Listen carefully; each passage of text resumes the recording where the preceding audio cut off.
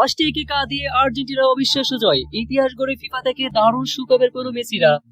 দর্শক, চলতি 2026 ফিফা বিশ্বকাপের গ্রুপ জিতে হাই ভোল্টেজ ম্যাচে অস্ট্রিয়াকে হারিয়ে শেষ 30-এর টিকিট প্রায় নিশ্চিত করে ফেলেছে আর্জেন্টিনা।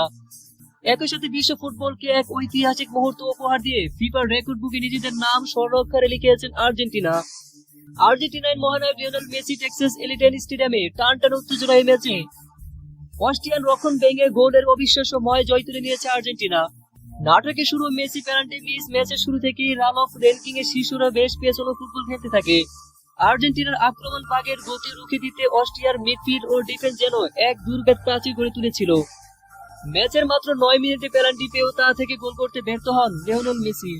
তার নেওয়া পায়ের শটটি পোস্টের বাইরে দিয়ে চলে যায়, যা এমন দৃশ্য থেকে পুরো স্টেডিয়াম হতাশ হয়ে যায়। এরপর মেসি সে জাদু এবং বিশ্ব রেকর্ডে পেনাল্টি মিসের হতাশা কাটতে বেশি সময় নেননি মেসিরা। ম্যাচের 38 মিনিট বাদ দিক থেকে আসা একটি চমৎকার পাস ডি বক্সের থেকে দারুণ ফিনিশিং এ অস্ট্রিয়ার জালে জড়ান তিনি। গোলরক্ষক আলেকজান্ডার স্লাগেরকে পরাস্ত করে 2-0 গোলে এগিয়ে নেওয়ার পাশাপাশি ফুটবল ইতিহাসে এক অনন্য রেকর্ড ভেঙে দেন মেসি। যার মানে মিরোস্লাভ ক্লোজেকে ছাড়িয়ে এখন ফিফা বিশ্বকাপে ইতিহাসে সর্বকালের সর্বোচ্চ গোলদাতা একমাত্র লিওনেল মেসি। একই সাথে 4 গোল নিয়ে চলতি আসরে গোলদাতার তালিকে শীর্ষে উঠে আছেন তিনি। শেষ পর্যন্ত অস্ট্রিয়াকে মাঠে কাঁদতে হয়ে হারের বেদনায়। গ্রুপ পর্বে টানা জয় আর্জেন্টিনা এখন গ্রুপ চ্যাম্পিয়ন হিসেবে পরবর্তী রাউন্ডে যাওয়ার দৌড়ে সবার চেয়ে এগিয়ে রয়েছে।